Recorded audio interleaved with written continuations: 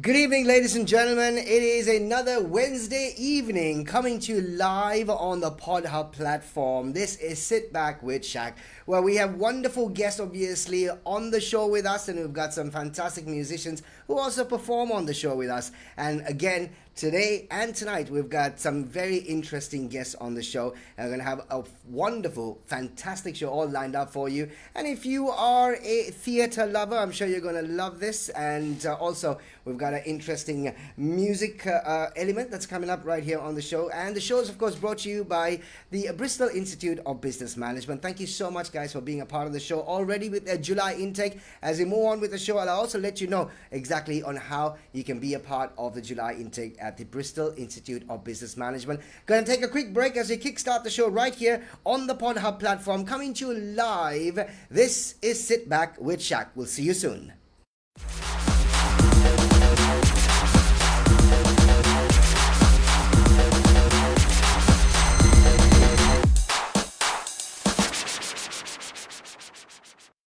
We live in a world that requires answers for complex problems.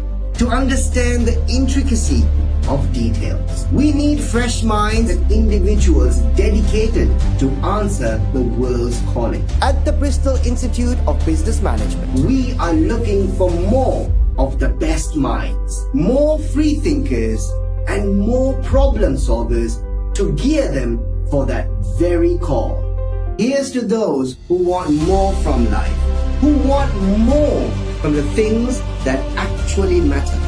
A whole new take, a whole new vision. To those who see much more in the little things, who want more from challenging the bigger things. To those who go for the goal. An arsenal of academics who strive for more. Here's to every one of them. And here's to more and more. A network of leaders who change more than the ordinary. This is much more than just an MBA. This is an MBA that will change the way you work. Welcome to the MBA from the University of the West of England.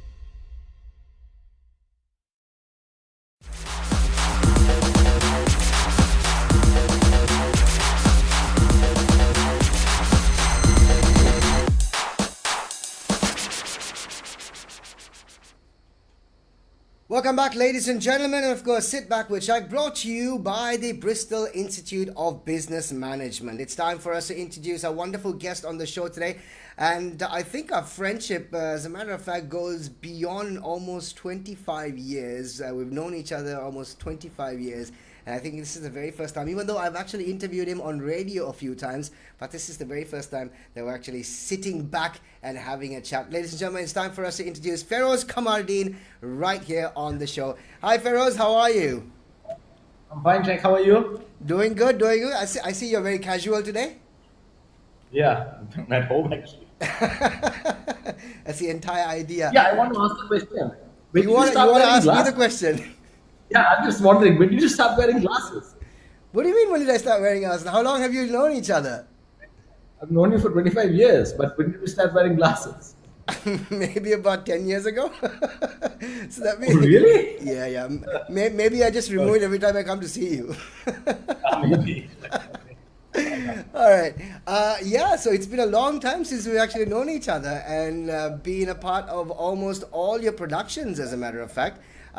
So here we are on the show. We're basically going to find out more details about Feroze Kamardeen. Obviously, lots of you have gone and seen some of his fantastic productions. We'll talk all about them as we move on. But let's take you back in time. Let's take you back to the beginning of your passion with theatre. How did it actually start, Feroze? Tell us your first experience with theatre. I used to go for speech and drama classes. Okay. I first started with Nalini and then I moved to Lakshmi Jagannath. And I kind of, I don't know, after a while, I kind of got hooked onto it. I wasn't a great student, but, I kind of, I guess, like the performance side of it.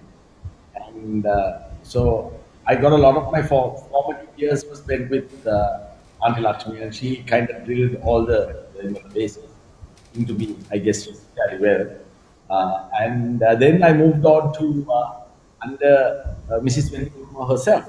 Right, so Auntie Wendy was my teacher, and then I moved to her daughter, Auntie Bundle. So both of them taught me, and I guess I'm one of the few people who probably had the privilege of being taught by both. I mean, both the mother and the daughter, as it and her daughter.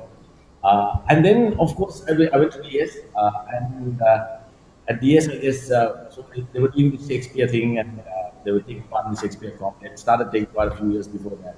And in 1988, I guess after a rugby practice, because I was a pretty crappy rugby player, as you said. How about the other sports? That's not what I heard. So I didn't know it was only rugby. I thought it was just pretty crappy sportsman, so to say. I am a pretty crappy anything to do physically person. Okay, anything to do physically, I am just very crappy about it, and I'm also very cunning. I'm also Okay. very cunning because I know because I have a friend of mine who's actually OCD. Right? Okay. I mean, he has to have everything speak and span. And once he insisted that I clean my vehicle, right? And I knew Okay. how to get him to do it. So what I did was I started cleaning my vehicle, and it wasn't much of an effort. I just did the worst possible job I could, and so in like 5 minutes he looked at me and he just couldn't take it, and he said, "Just move up, go and sit, go and sit. I'll do it myself." And my car was spick and span. So I was really bad at physical stuff, but I went for this rehearsal, I guess, just to check out what was going on and stuff. And Jerome happened to be our director, and he gave me a role, so it kept kind of pretty important. And yeah, so I ended up with that, and then got kind of hooked onto it. And then obviously I acted for DS for a couple of years after that. Then I started directing. And my initial part, I was acting and directing, but then I kind of started enjoying the directing role more. I guess I am a bit of a control freak, not so much now as I was then. But so then I gradually gave up acting as well. So my last time I was on stage as an actor was in 2009. So it's been, yeah, now 11 years since I gave up acting and I took up directing. And then subsequently with Puspadilla and with Freddy, I started writing. Right. And now I guess I enjoy the writing role actually a lot more than the directing role as well. So I have kind of people who now supplement my directing role. So I have two assistant directors who actually do a lot of the work, and I obviously have vocal directors and choreographers to do a lot of the work. So I kind of enjoy the writing. How was the transformation though, as an actor, and then of course you moving on to directing? Who actually gave you that opportunity to direct fully? Well, Once you so it moved was on. in '93. We did sort of Jerome was doing DS, but obviously Jerome comes maybe once a week, and so I took over the role of kind of directing and kind of I guess Jerome understands this. It's very difficult to change my mind when I kind of figured out something. So there were a few points when I wanted things done and Jerome didn't like it, but then he kind of let me do it. So that was in '93, and then in '94 again I directed these. I directed them 3 years, '93, '94, and '95. And in '94 we also did a show as a tribute to Jerome, who was actually completing 10 years at BS and 25 years in theatre then. So we did a tribute show to him called Beneath My Wings, and I directed that entire show. So that's kind of where I started off directing. And then in '96 I directed my first play, which was my Okay. yeah. So now you did say that you obviously now moved on now. So you moved on to writing at the moment. Yeah. Now, so from acting to directing, now you are writing. So the transformation from one to another, how difficult was it, or was it just seamless for you because you've been in it for such a long It time? was actually seamless because I was acting and directing together, and I'm still directing and writing together, right? So acting and directing, I did it in '96 for Macbeth. I did it in 2001 for Complete Works of Shakespeare. I did it again in 2006 for Complete History of America. But apart from Macbeth, the other two plays were kind of very uh, wacky, kind of offbeat kind of plays, which were okay. But for Macbeth, I realized quickly during the piece that I couldn't play a serious role like Macbeth and actually be the director. at the same time. It was actually this thing. So I did the smart thing halfway during the process.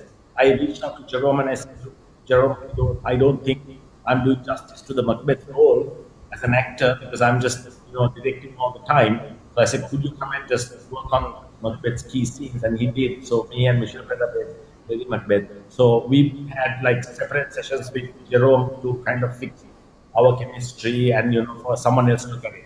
But then I realized that probably directing and acting together is probably not the best thing. Having said that, yeah. So I think so I kind of moved on to directing almost full time after '96. So '97 onwards, I was already directing. Sorry, I did make a mistake. I did direct and act in a play called Widows in '98. Right. Right? You remember Widows? Yeah. So for that, what I did was I actually brought Tracy, who was playing the lead role, Sophia. I brought Tracy in to be a co-director. Okay. So Tracy's kind of thing was to make sure that I was staying on track as far as the character is concerned. Right. And that I was sticking to the plan because obviously I can't, look at myself in a mirror. So that So those are the four cases that I did. Now But it wasn't that tough. So let's talk about the stuff that obviously that you've started writing. It started off with Thank You for Voting, and That's right. Yeah, and in terms of Puss was really. You still remember the original name actually. Yeah, thank you. I mean, yes, thank you for voting 1, 2, 3, 4, and 5. That's right. Right. So technically that entire franchise is Thank You for Voting. It's just had two different names, Pusvedilla and Arsik. Yeah. That's the thing. Yes, but People everybody know always- it. I mean, everybody technically knows still it's Puss. Thank You for Voting. Yeah, everyone knows that Puss, and now obviously I've kind of shifted to Arsik Clan. Right. So now, obviously, that was one of the most looked forward to theatre productions. And talk us through the birth of Puss. Where and when did this spark happen for you? Okay, that's a really good question. So, in 2006, we were doing this play called America. It was like the complete history of America in 3 hours. So it was just, basically you're taking the wiki on everything American. And in that play, the first half was really funny because the first half dealt with, the discovery of America and America West Coast coming over and, all that jazz. And the second half, no one really understood. No, the problem was that all the cultural references of the second half were very American. Yeah. And I realized that quickly that a local audience would never get it. Right. So I decided that I was going to rewrite the entire second half. So I first put down a timeline, then I figured out what the most important events in that were, and then I kind of figured out a way to build that event in a comical way. So one of the things that I wanted to experiment with was, because this was in 2006.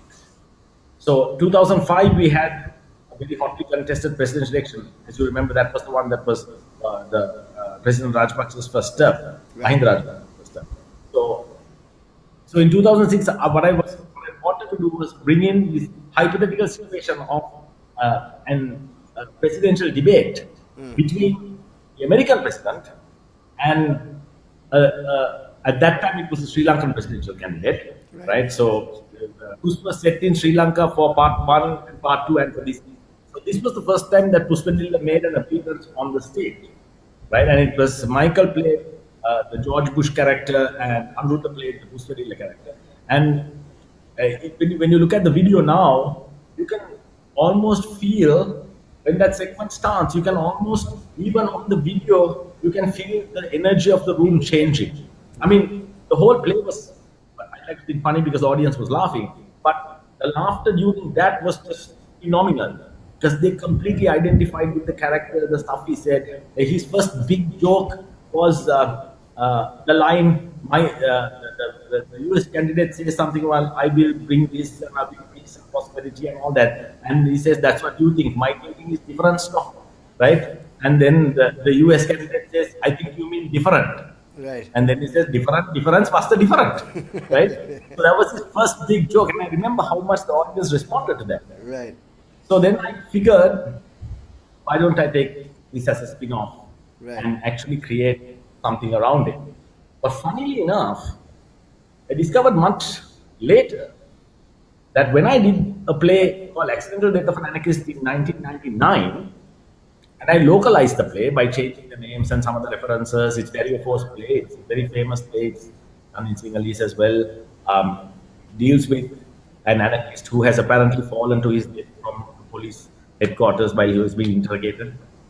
And there were two policemen, and one of the policemen apparently, and not apparently, I did. I had named him Inspector Malsidi H. Pusvedilla for some reason. So Right. that name must have been in my head, right? Right. So clearly that was 99, and America happened in 2006. Pusvedilla Part 1 happened in 2007. Strangely, when I first wrote it, I actually wanted Robert Western Thinking to be the central character.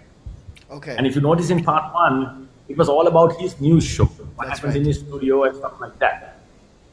But then again, kind of the connection that the Pushpajili character had with the audience was clearly too great for me to ignore. Right. So then the play gradually, the center, the focus shifted from Robert to Puss. Actually, halfway during rehearsals for the first half, it was kind of shifting because we realized how much people on my side of the stage, the guys with me, they were responding to Puss. So I added a scene where Puss was in his office, and I added a scene where he was plotting and planning. He was opposition leader. That was where the famous Biscuit Kudu song came from. They sing this song, "Aame Aanne Balanna," and by the time part two came along, obviously it had shifted entirely to Puss. And on pivoting, the name was actually coined by my producer. You know him very well, Siraj, right? So Siraj, this thing, and it was a pun on "Thank You for Smoking." Remember the movie that Right. came out during that time, and Right. it kind of fit with the whole, our whole trajectory of what we were trying to do. When I wrote part one, though, I never thought that I would do a sequel. So I did it as one, and I didn't really pay much attention to it, to some of the details. I kind of had to kind of work myself out of that one. So number one, Puspitilla has only one son, and number two, I actually introduced him originally as an only child, but last year I had to sort of magically introduce a brother who's living in the US, right? So Puspitilla has a brother. He was in the US. No one knew about him. Only few people knew, and now the brother came back. And of course, in part two of Arsik Land, the brother became the president. So stuff like that. So I didn't know I was going to write a sequel when I was doing part one, to be honest. But the success and how well people responded to it, I did part two. And then, I mean, from there onwards, it was kind of, natural that there was a post in 2 years. So you started to dabble with political satire. That was pretty much the Yeah. idea that you got into Post. But did you, when you were writing it, did you have any reservations about how it is going to be received, or did you just say, to hell with whatever comes my way? This is what I'm going to do. But and also at the same time, were you surprised how well it was received? Okay, so when I first wrote it, I assumed that it was just going to be 4 days at the Lionel Wayne, small play, only 2,400 people are going to see it at best. Right. Okay, I mean, what's the big deal? Right. That was my thinking. What's Right. the big deal? English language theatre. It's not like our target market is probably less than 1% of the population of this country. Less than 1%, right? Less than 0.5%, if I'm not mistaken, right? So I mean, he's not really going to be, cause any sort of. It's not going to ruffle any feathers, right? Right. Because it doesn't. I mean, what ruffles feathers politically is anything that what Puspedilla or what Cyril identifies. There are two things. There are vote generators and then there are vote degenerators. So Puss is neither a vote generator nor a vote degenerator. So I didn't think it would be so well received. Right. Didn't think that audiences would connect so much with Puss and with Robert and with Cyril. Big surprise for me there. Yeah, so it kind of became this thing. I think it reached its peak when it was actually mentioned in Parliament during an exchange between the ruling party and the opposition. They referred to each other as Puswedi. So And you that was, also, and there was a point you also had pretty much the entire cabinet coming and seeing one of your shows. yeah, they've done it twice actually. They did it for part 3 and for part 5. There you go. So for part 3, President Mahinda Rajapaksa wanted to see the show. So we had 2 runs. So the first run we had 4 shows, and the second run we had 7 shows. And the second run was, I think, about 3 weeks after we did the first run. Right. And so they took a whole day out from the box plan. And, Right. They bought so I'm okay there. Yeah, I mean, No freebies, no freebies. no freebies. No freebies. Our policy, technically, only the head of state and his wife will get an invite, right? But everybody else will have to buy their ticket. Sorry. Typical Feroze.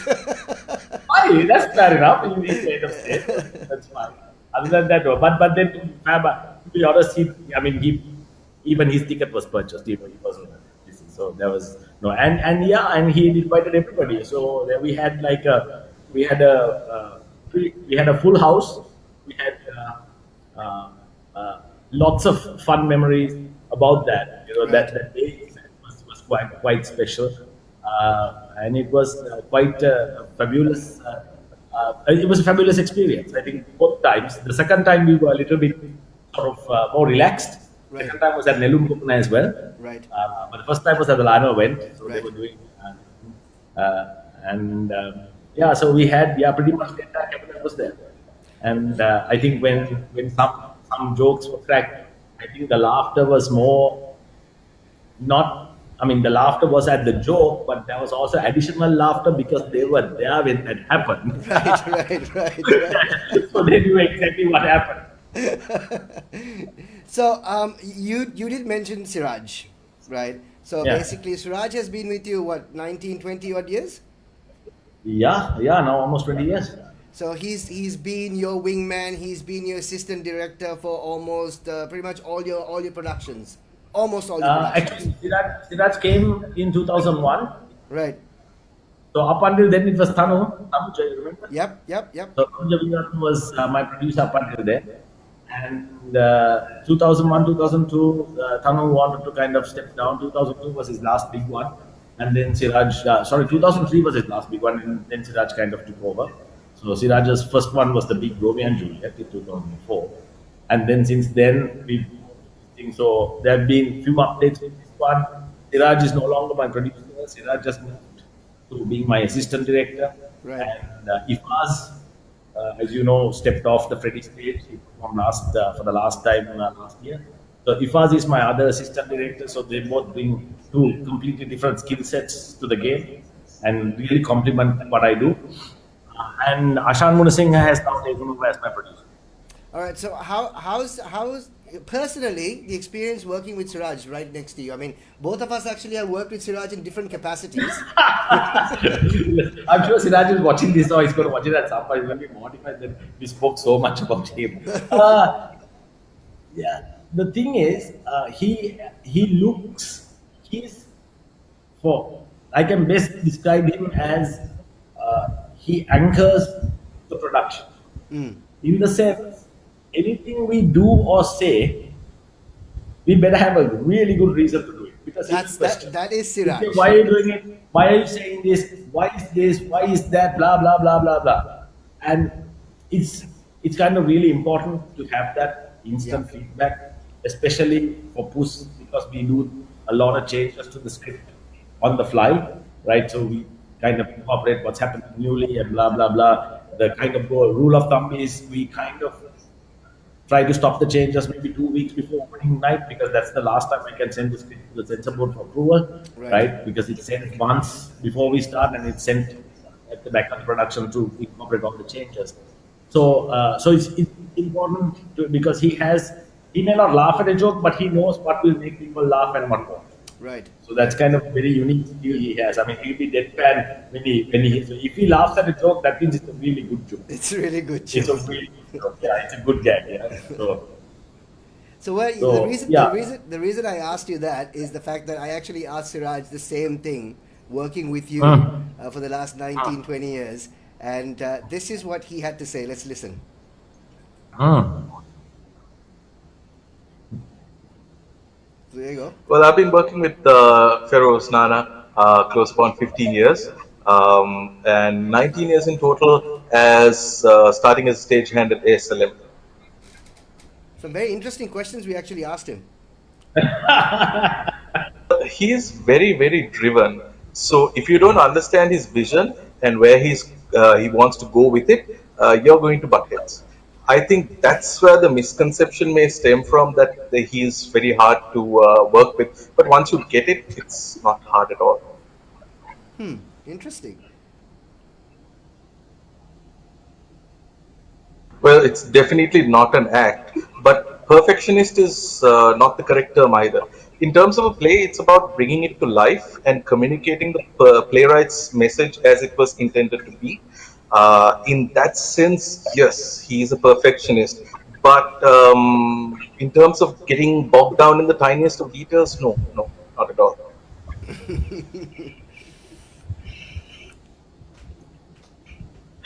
Have we argued? Yes, many times over the years, over many things.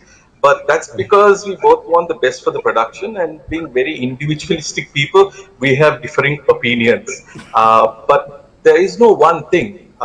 You can't have that one thing and work together for so long.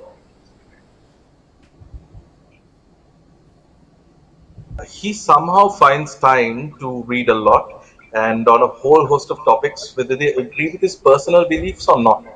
I think that keeping an open and curious mind is what has really helped him craft a lot of complex scripts.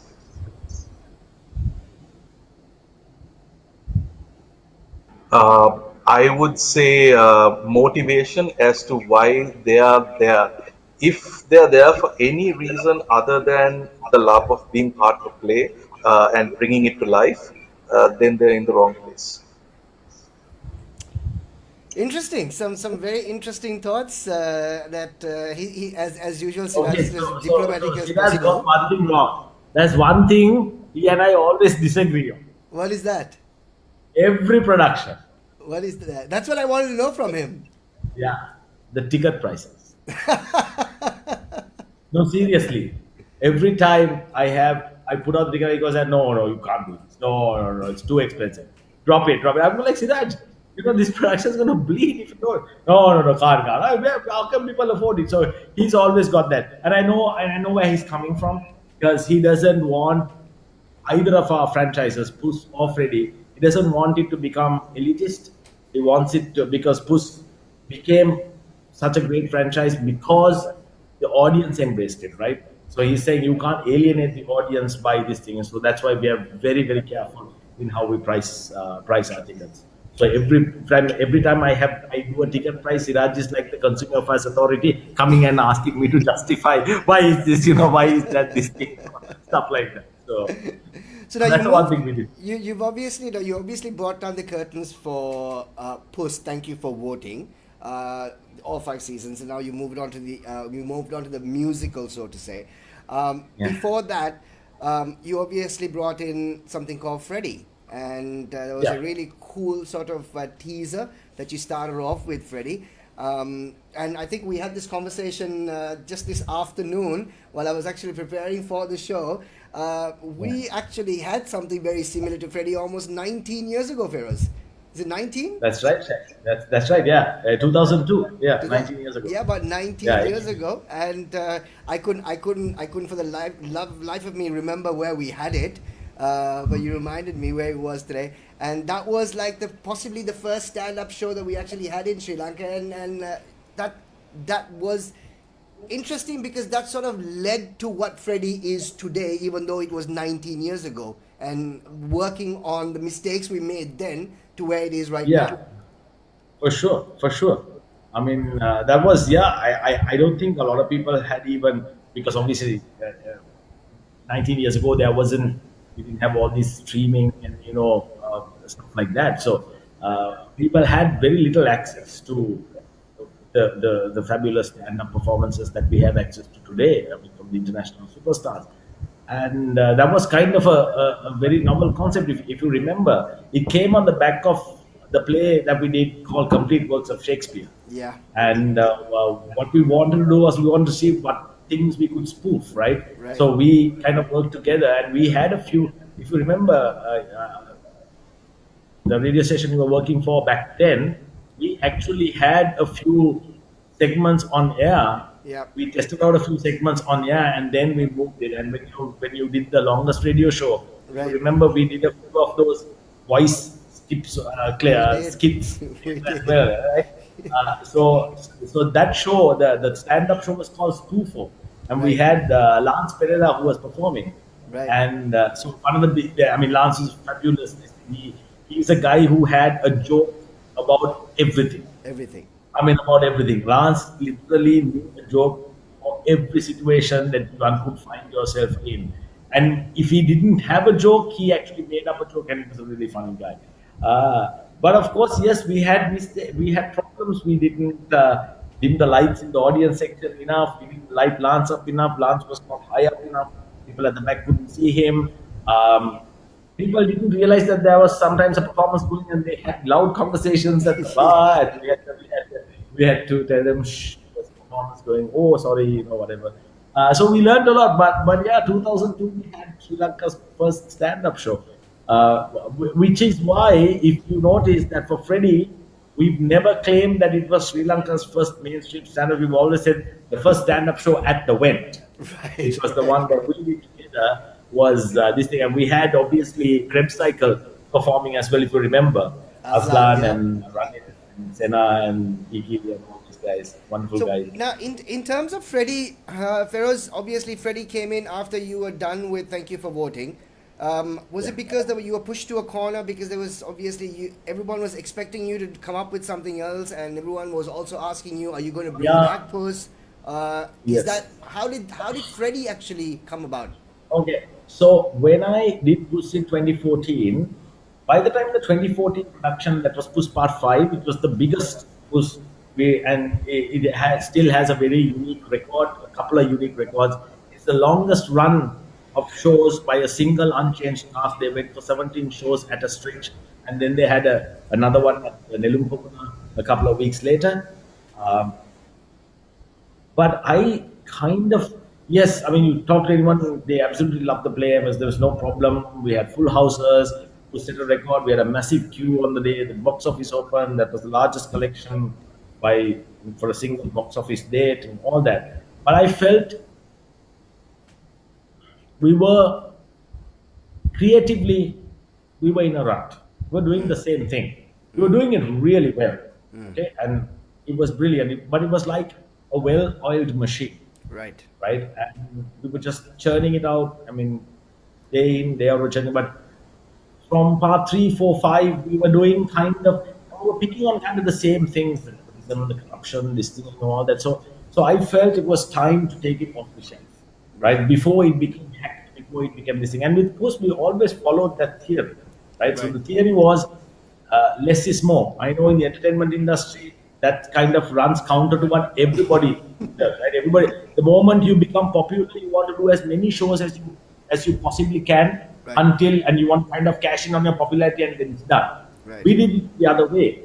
Puss was rarely seen. If for Puss to come out, it would cost quite a bit of money to bring us out. And we did a few dinner theaters. I would have had, between 2011 and 2014, I may have had at least maybe about 60 to 65 inquiries and serious discussions about dinner theater. Right. We ended up doing 7. Right. Right. We ended up doing 7. I mean, including one when I sat down and I said, look, this is an expensive thing. Are you sure you guys want to do it? They said, no, we are very serious. I said, okay, fine. But it's going to cost you this much. Right. And then they said, we can hire, they named 2 bands and a That's 6 choral DJs. group. And then, yeah, they said we can hire 2 bands and a choral group for that price. Right. And I said, enjoy the music. And I got up and left. Right. And I didn't answer the call either. Right. I didn't answer their call, right? I said, I have no hard feelings, but clearly You and I are on the we are on two different pages on this one. So I followed that theory, and I felt that in 2014, taking it off the shelf was the best thing to do. And I wanted to kind of explore different things as a writer, and I felt that stand up was a good place to start.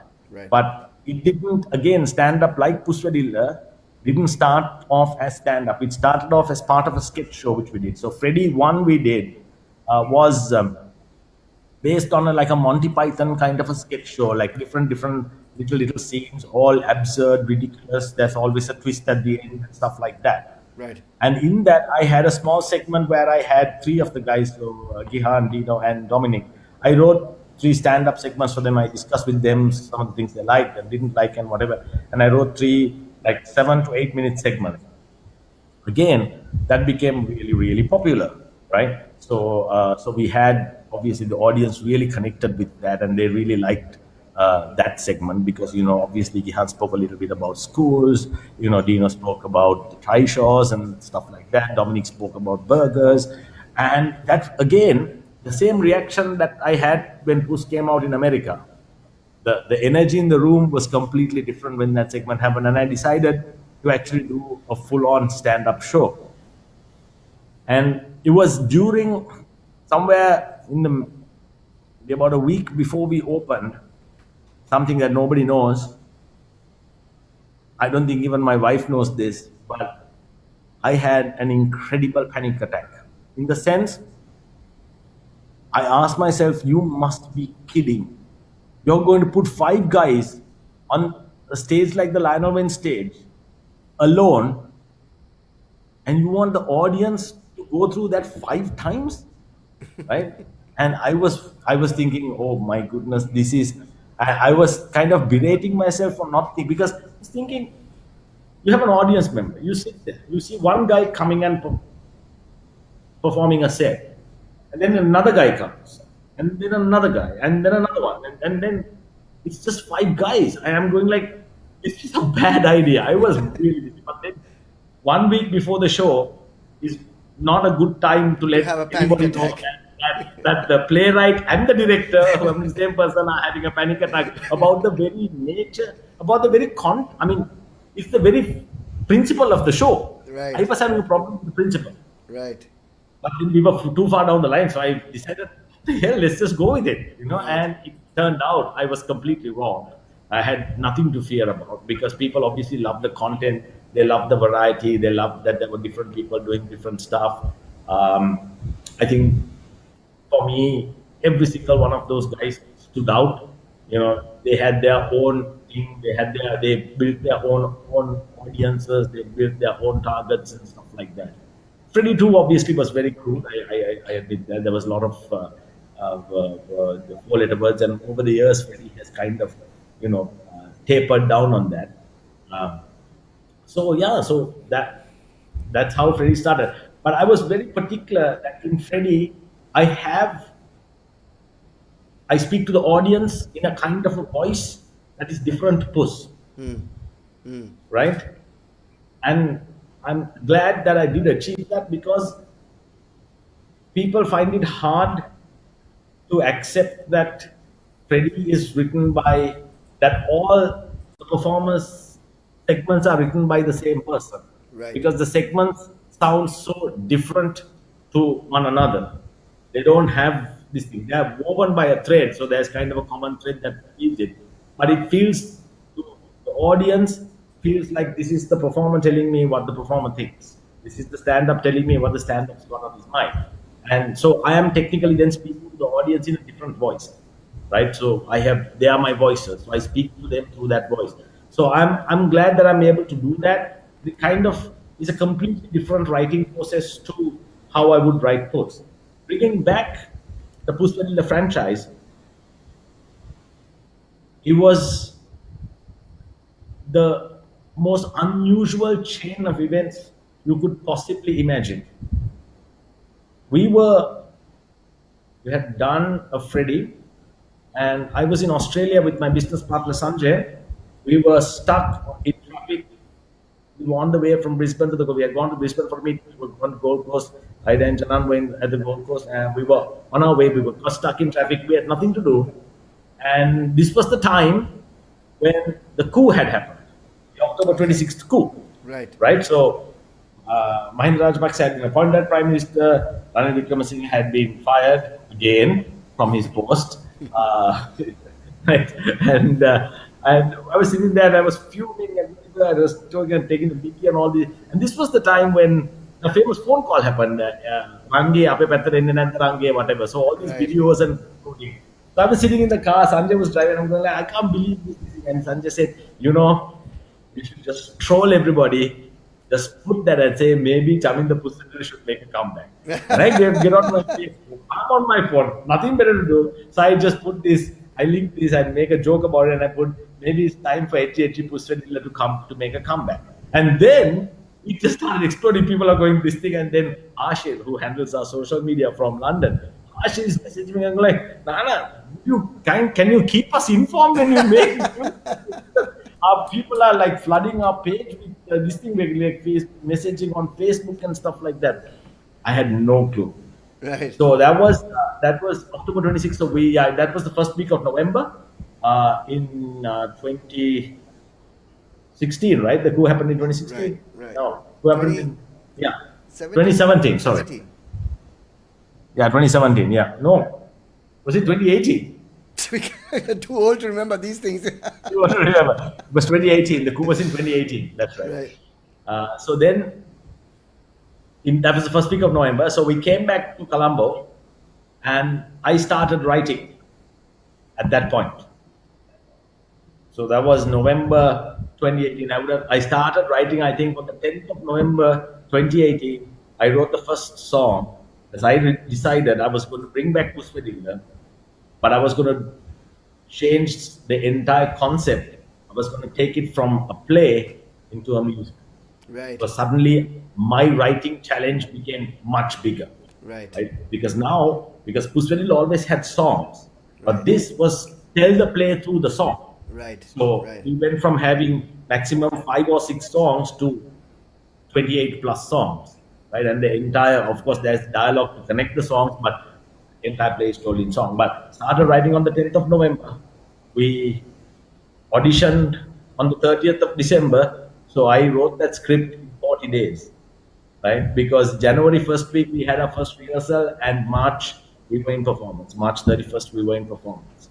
So How heartbreaking! How heartbreaking was the fact that you had to bring down the curtains on that particular? After 2 nights, you performed for 2 nights, didn't you? So that was part 2. Part 2. So Part 2019, 2. Yeah. Part 2. 2019 we did part 1, Right. and then I wrote part 2, obviously to cover the presidential elections, and that we performed on the 13th of March. So we were supposed to go from 18. So we had only opening night and Saturday night. Right. And on Sunday, we had the most incredible performance because we had a full-on show, but there were only the cameras and myself and Aida and a few others in the audience. We had the entire auditorium to ourselves. The cameras were on, right? So I sat there with my drink and my cigarettes. You can't say cigarettes on the show, can you? No, you already said it. It's okay. Yeah, you should have bleeped me out. How did you beep out? It's alive. Yeah, but then I thought there was like a delay. Sorry. Anyway, No. So I had the most wonderful time because it was fabulous because the actors were acting their pants off because we didn't know whether we were going to do the show again. So they had an absolutely fabulous thing. There were cameras all over the place, and we got a really good recording of that. But we had to cancel 4 shows this time. Yeah, I was. Tough decision. It was a really tough decision. Yeah. I can imagine. There's this. The thing is this. The timing on the show is just not enough with you for sure because there's so much there's so much legal stuff that we can actually talk about, and the stuff that we can't really necessarily talk about. We usually catch up over a coffee or something like that. But we've got this segment that we're just right at the end of the show. We got this segment that we have with almost all our guests. It's called the Final 5. Some of these questions, just 5 questions. Some of them could be really uncomfortable for you, but it is like sort of hand-picked questions predominantly as to what you're doing and who you are. So just be as truthful as you possibly can. I'm sure there's really no issues with you stepping on other people's toes. It's always happened, so it's okay, right? That's fine. Look at Puss, for God's sake. So that's Well, fine. yeah. So okay, Always punch upwards. I'm sorry. Always punch upwards. Yeah, okay, good for you. Good for you. Good Yeah. motto. All right, here we go with the first question, Feroze. Let's have your first question on the show. Have you ever cast a friend for a main role because you couldn't say no to him or her? No, never. Never? Never. All right, okay, interesting. All right, here's the second question on the show. Are you more worried about being right or fixing an issue? Are you more worried about being right or fixing an issue? I would, if I was being really truthful, I would fix the issue. Okay, all right. Here's your third question on the show. What has been the lowest point of your directorial journey so far? Ah, that's a good one. What is the lowest point? I would say Freddy 1. Freddy 1. Yes. I took my foot off the gas, Okay, and the first time in a long time, I had a I mean, I just, I don't think I have shredded into a group of actors as much as I shredded into that group. Wow. That was two before opening night. I was livid Okay. because I felt uh, that everybody was kind of expecting the others to do the job and they were not listening, and I had done a job by listening. So that would be, and I felt apart from a few of the skits, we didn't really do as much justice to those sketches that we could have done. Right. Right. I mean, the audience obviously enjoyed it and whatever, but I felt I could have done a lot more with it. I should have done a lot more. Okay. That be the All one right. I felt I let it slip away from my hands a bit. Yeah. Okay, so here's question number 4 for you on the show. As a director, to whom are you most responsible for? To my actors. Audience?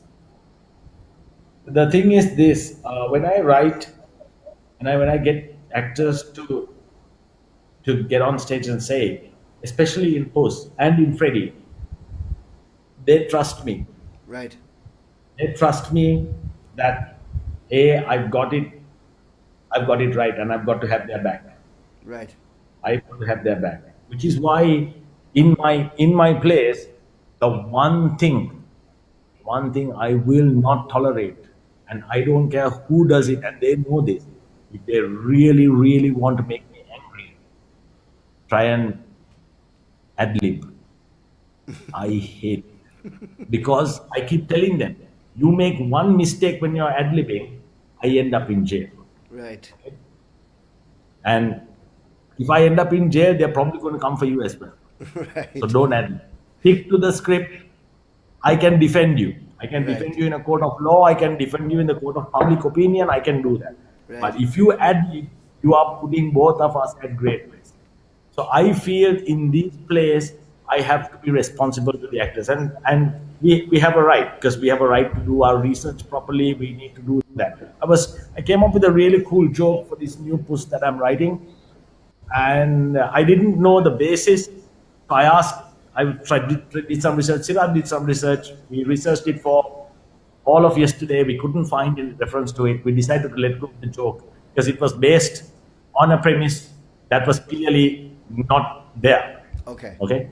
So my responsibility is to my actors, and I always tell them I wouldn't send them on stage unless I knew heart of hearts that they are ready and equipped to do the job. And if I hand over a role to someone, I know heart of hearts that if he works with me, he or she works with me, I can get them to do the job. I will never send an underprepared, an unprepared, or an ill-equipped actor to do the role.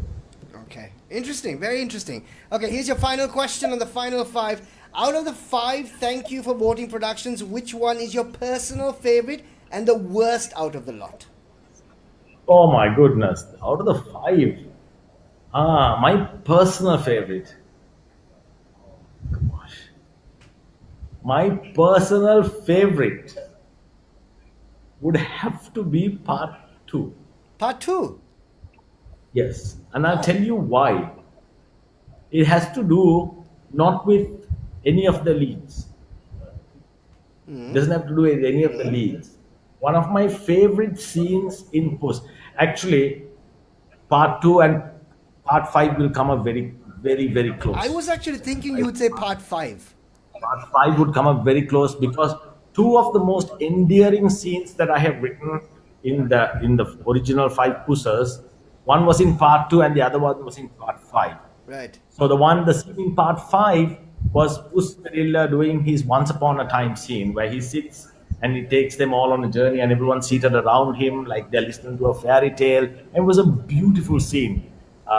They acted it brilliantly. They got the humor out brilliantly. It was fabulous, and the entire audience was caught up in that moment. And in part two, Leon Rajaratnam, I think you know him, the late Leon Rajaratnam. He played this bumbling village Mudalali called Karunasena Sardine Packing, who was at Pusser's mother-in-law's insistence, made the chairman of the National Airline. Right? Which he immediately, and he had some incredible, he had some incredible punchlines one after the other, and he was so good at it. It was like that role was made for him, right? Everything he answers to the reporter is like the worst possible answer, and Puss is so embarrassed. It was one of those few occasions when Puss is really embarrassed, and he can't really stop him because he calls him Chaminda Puta because he's from the village and he's good friends with Pussa's mother-in-law. His mother is good friends with Pussa's mother-in-law, and the mother-in-law has promised the mother that she'll get him an appointment, and so Puss has to give it. So it's kind of, he put Puss in a really embarrassing position. Couldn't do anything, right? And in fact, when Robert he proposes changing the name of the airline to Chaminia, right? And then Robert questions saying, why Chaminia? He said, no, when people listen to this, they must be thankful that our Lokka has a nice first name like Chaminda, right? Because, think about it, right? If Lokka's first name was Sumanasekara, it will be Summaya, right? If his first name was Veerasekara, it will be Veeraya, right? And if his first name was Ponnam Peruma, and then Puss says, shut up, enough. I think that's a perfect time for us to obviously call it off at the moment. I think it's a perfect sort of pun at the end of the day. Feroze, it's always been an absolute treat to talk to you, man. It's been a while since we actually caught up for coffee. And yes, we haven't. Yeah, we need to do that. We should. And thank you so much for accepting my invitation to come on the show. It's always a treat to have a chat with you. And I think this is the first conversation that we sort of had for the last 45 minutes that none of us swore on to each other, which is a remarkable improvement. I think age has done this to us. Yes, so, as it did to your eyes, I can see from the glass. I've been wearing this for a while, man. I'm kidding. I wear glasses too. Wonderful. Thanks, Feroze. Thank you so much for being a part of the show. For this entire interview, you have just been a blur.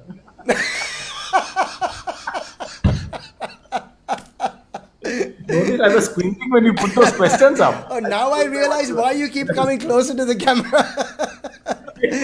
All right, cool. Thanks, Feroze. Thank you so much. Have a good night, and we'll speak to you soon. All right. Thank you so much. Right. It's always an absolute treat talking to Feroze Kamardeen. Gonna take a break. We got a musical element coming up on the other side. We've got Ranil and Radhika lined up with Black, a brand new song that they've actually launched just a couple of days ago, performing live right here. It's a different version on Sit Back with Shaq. We'll see you right after this break.